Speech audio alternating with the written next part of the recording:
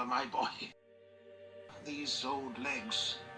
When you get to my age, I'm fine. Oh, no. I'll climb these damn steps myself.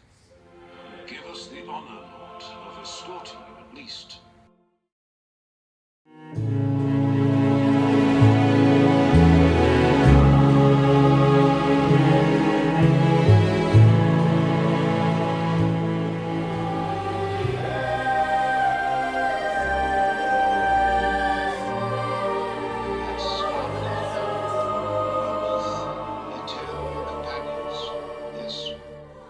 Then that one or both of you will go with him toward his side in the final fight.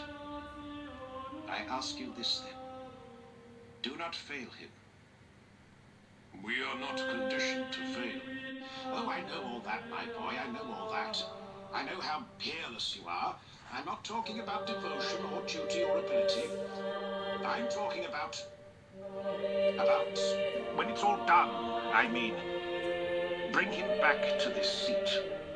You hear me? Bring him back alive. You do all you do for him, but do this for me. Here, I leave my mark, the mark of myself upon my plan, and with my hand I signify it. It cannot be undone. Do this for me.